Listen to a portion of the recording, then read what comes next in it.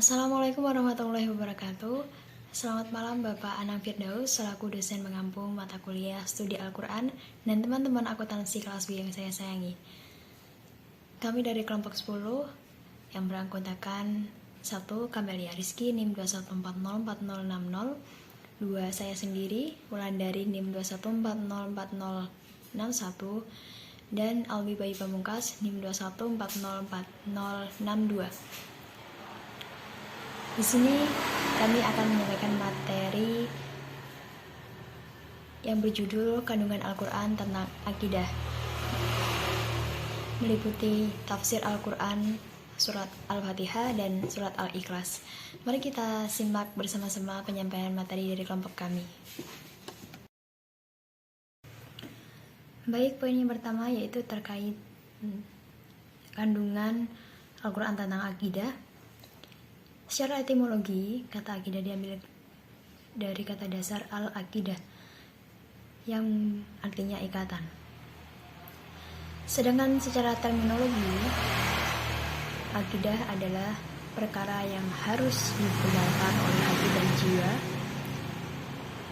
yang menjadikan suatu kenyataan kokoh dan teguh.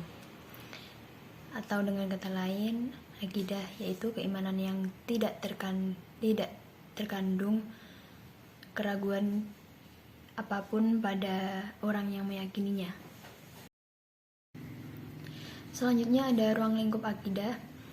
Ruang lingkup akidah ada 4. Yang pertama yaitu ilahiyat yang berhubungan dengan masalah ketuhanan.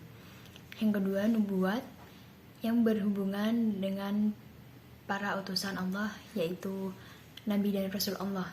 Yang ketiga ruhaniyat yang berhubungan dengan makhluk gaib yang terdiri dari malaikat, iblis, dan jin. Yang terakhir ada sam'iyat yaitu pembahasan yang berhubungan dengan alam gaib. Misalnya tentang surga, neraka, alam kubur, dan lainnya. Tujuan mempelajari akidah juga ada 4, yaitu meningkatkan iman kepada Allah Subhanahu wa taala, menenangkan jiwa, meningkatkan amal baik, dan menegakkan agamanya. Selanjutnya ada contoh akidah Islam. Yang pertama, beriman kepada Allah Subhanahu wa taala dengan cara meyakini serta menerima apa yang telah tertulis dalam Al-Quran dan As-Sunnah. 2. Lalu melakukan rukun iman sesuai dengan ajaran Islam dan melaksanakan perintah Allah dan menjauhi larangannya. Yang ketiga, saling menghormati dan menyayangi sesama anggota keluarga dan masyarakat sesuai dengan syariat Islam. Yang terakhir, tidak menerima fatwa kecuali berdasarkan Al-Quran dan Sunnah Rasulullah SAW. Selanjutnya yaitu tafsir surat Al-Fatihah ayat 1-7. Dinamakan surat Al-Fatihah karena letaknya pada awal Al-Quran dan karena biasanya yang pertama memasuki sesuatu adalah yang membukanya. Syekh Muhammad Abduh berpendapat bahwa kedudukan surat Al-Fatihah adalah sebagai wahyu pertama yang diterima Nabi Muhammad SAW. Al-Quran turun menguraikan persoalan-persoalan. Yang pertama, tauhid.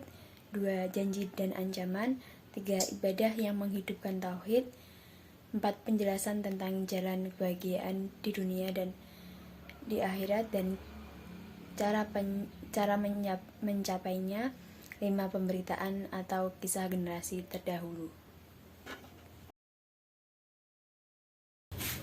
Kelima pokok persoalan di atas tercermin dalam ketujuh ayat surat Al-Fatihah. Tauhid pada ayat kedua dan kelima, janji dan ancaman pada ayat pertama, ketiga, dan ketujuh. Ibadah juga pada ayat kelima dan ketujuh, sedang sejarah masa lampau diisyaratkan pada ayat terakhir. Tetapi alasan Abduh ini tidak dapat diterima oleh mayoritas ulama. Sedangkan uraian abduh yang berdasarkan logika tetap dapat diterima, tetapi bukan dalam konteks membuktikan turunnya Al-Fatihah mendahului Iqra, tetapi dalam rangka membuktikan mengapa surat Al-Fatihah diletakkan pada awal Al-Quran. Abu Al-Hasan Al-Harali mengatakan bahwa Al-Fatihah adalah induk Al-Quran karena ayat-ayat Al-Quran seluruhnya terinci melalui kesimpulan yang ditemukan pada ayat-ayat Al-Fatihah. 3 ayat pertama mencakup makna-makna yang dikandung oleh Al-Asma Al-Husna atau nama-nama Allah yang indah.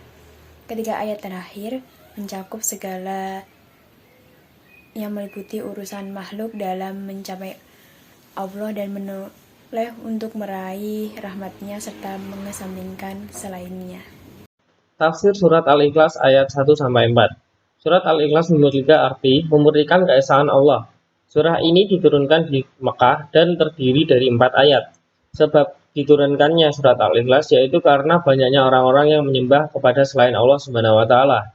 Hal itu membuat Allah menurunkan ayat pertama surat Al-Ikhlas yang artinya katakanlah Dialah Allah yang Maha Esa. Ayat kedua dalam surat Al-Ikhlas yang artinya Allah adalah ilah yang bergantung kepadanya segala urusan. Ikram mengatakan dari Ibnu Abbas, yakni Rob yang bergantung kepadanya semua makhluk dalam memenuhi segala kebutuhan dan permintaan mereka.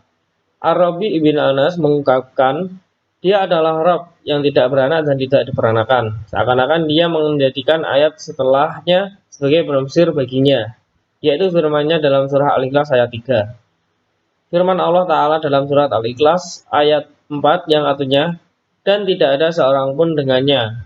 Mujahid mengatakan maksud dari ayat ini, dia tidak mempunyai pendamping. Baik, tadi adalah penjelasan materi dari kelompok kami. Jika ada kekurangan dalam penyampaian materi, kami mohon maaf dan kami izin undur diri. Terima kasih. Wassalamualaikum warahmatullahi wabarakatuh.